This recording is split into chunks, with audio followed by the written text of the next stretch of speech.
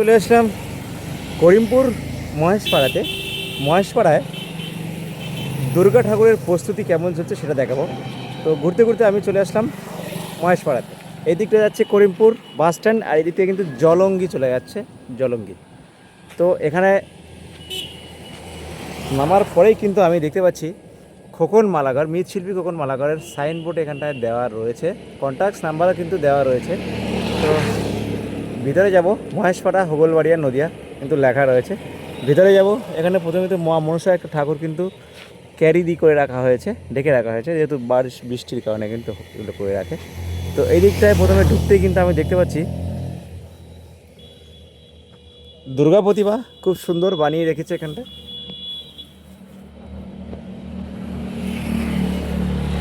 এটা ঢেকে রাখা হয়েছে এই কারণে, যেহেতু বৃষ্টি আসে এই কারণে কিন্তু ঢেকে রাখা হয়েছে। এই দিকটায় কিন্তু সবাই বিচুলির কাজ হয়েছে, এই দিকটায় কিন্তু মাটির কাজ হয়েছে, কিছুটা আনকমপ্লিট রয়েছে যদিও। এই দিকটায় কিন্তু দেখতে পাচ্ছি খুব সুন্দর একটা দুর্গা প্রতিমা। এখানটা কিন্তু অলরেডি মাটির কাজ, মাটির গহনার যে সাজসজ্জা সেগুলোও কিন্তু হয়ে গিয়েছে, খুব সুন্দর লাগছে। দেখো খুব সুন্দর ঠাকুরটা, মাটির যে গহনার কাজ সেগুলো কিন্তু বেশ ভালো লাগছে দেখতে। এই দেখো মা লক্ষ্মী, খুব সুন্দর। আর মা দুর্গা, এই জায়গাটায় স্পেসটা একটু কম থাকার কারণে আমি তোমাকে নিচ দিয়ে দেখাচ্ছি। এই দিকটা দেখো, যতটা পারি দেখিয়ে দেবো। খুব সুন্দর অসুরজি, আর পাশেই রয়েছেন যেমনটা থাকে লাইন বাই লাইন মা সরস্বতী এবং কার্তিক দিক।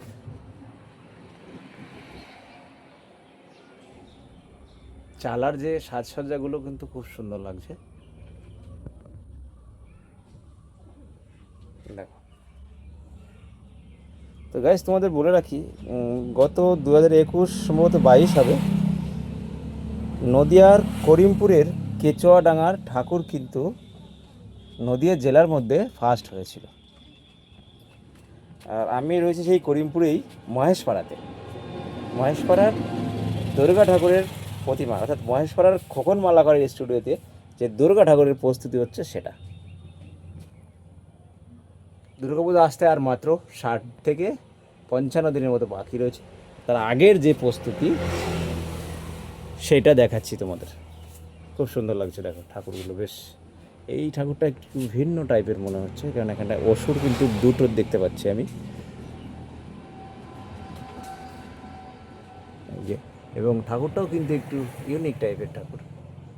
ভিতরে যাব, দেখাবো, ঘুরে ঘুরে চলো। এখানে কিন্তু গণেশজি রয়েছে। প্রথমে ঠাকুরগুলো তোমাদের দেখালাম, তারপর কিন্তু ভিতরে চলে আসলাম আমি। ভিতরে এসে এখানটা দেখতে পাচ্ছি আরও একটা খুব সুন্দর দুর্গা প্রতিমা অ্যাসেম্বলি করে রাখা হয়েছে। অ্যাসেম্বলি করে রাখলে কাজ করার পক্ষে সুবিধা হয়, এই কারণে কিন্তু এগুলো অ্যাসেম্বলি করা হয়।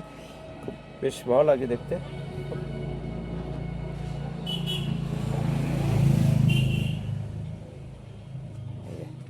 পেঁচা দেখো কি সুন্দর লাগছে, শঙ্খের উপর কিন্তু পেঁচাটা বসে রয়েছে, শঙ্খ খুব সুন্দর লাগছে। এদিকে ইঁদুর রয়েছে, যেহেতু গণেশজি রয়েছে এখানটায়। এই দিকটায় যদি তোমাদের দেখাই, এই দিকটায় একটু দেখিয়ে দিচ্ছি, এই দিকটায় যদি দেখাই, এই দিকটায় এখানে কিন্তু শঙ্খের উপরেই কিন্তু পেঁচা বসে আছে, খুব সুন্দর। চলো এই দিকটায় যাই। তো বন্ধুরা, এই দিকটা প্রথমে ঢুকতেই কিন্তু খুব সুন্দর, এই 3 থেকে 4-5 ফুট হবেই, 5 ফুটের হাইটের মতো একটা ঠাকুর দেখতে পাচ্ছি, খুব সুন্দর। অসুরজির পাশে কিন্তু সাপ রয়েছে,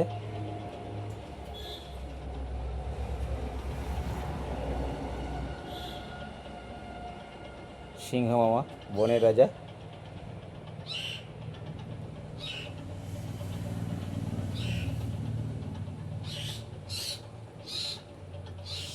পাশেই কিন্তু রয়েছে কমপ্লিট, একদম পুরো কমপ্লিট দেখতে পাচ্ছি এই ঠাকুরটা, মাটির কাজ কিন্তু কমপ্লিট দেখতে পাচ্ছি। সাজসজ্জা গহনার যে কাজগুলো করা হয় সেগুলোও কিন্তু খুব সুন্দর করে সাজানো হয়েছে। আর কয়েকদিন পরে মনে হচ্ছে রঙের কাজ শুরু হবে, যেহেতু আর বেশি দিন দেরি নেই, সেহেতু রঙের কাজ কিন্তু খুব তাড়াতাড়ি শুরু হয়ে যাবে মনে হচ্ছে।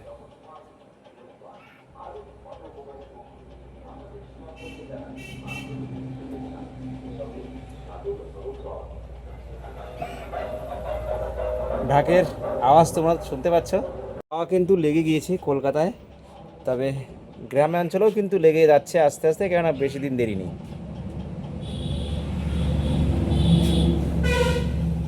আর সেটাই তোমাদের দেখানোর জন্য কিন্তু চলে এসেছি আমি নদিয়ার একদম শেষ জেলা, যেটা হচ্ছে করিমপুর। করিমপুরের আর কিছুটা এগিয়ে গেলেই কিন্তু বাংলাদেশ বর্ডার পড়ছে, ভারত বর্ডার। সেই বর্ডার এলাকায় কিন্তু আমি দাঁড়িয়ে রয়েছি। মহেশপাড়া, করিমপুর মহেশপাড়া খোকন মালাকারের স্টুডিওতে।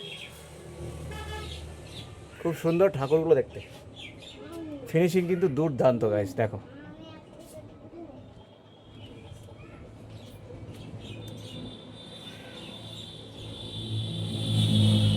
এই পাশে ঠাকুর তোমাদের দেখালাম, এখন এই পাশে ঠাকুর তোমাদের দেখাবো।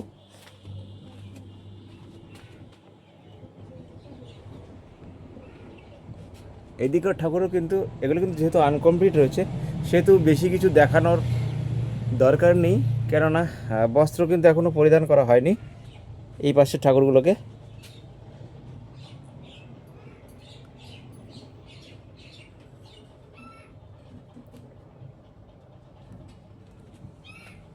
দেখো খুব সুন্দর। সিংহ মামা একদম দাঁত বের করে রেগে রয়েছে, দাঁত দেখে ভয় লাগছে। তোর ভয় লাগছে? তোর ভয় লাগে না?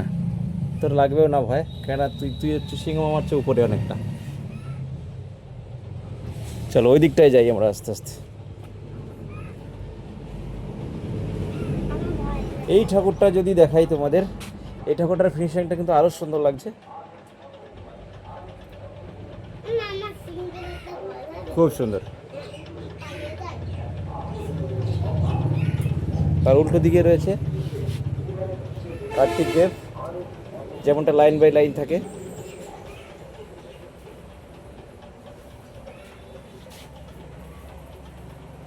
সরস্বতী, আবার সিংহ মামা। এই ঠাকুরটা একটু দেখিয়ে দিই তোমাদের জুম করে, সুন্দর কাজটা। এখানে কিন্তু একটা জিনিস গাইস আমি খেয়াল করছি, এখানটায় প্রত্যেকটি শঙ্খের উপরে কিন্তু পেঁচাটা বসে রয়েছে, খুব সুন্দর। এই ভাবনাগুলো বেশ ভালো লাগে, শঙ্খের উপরে বসে আছে দেখো।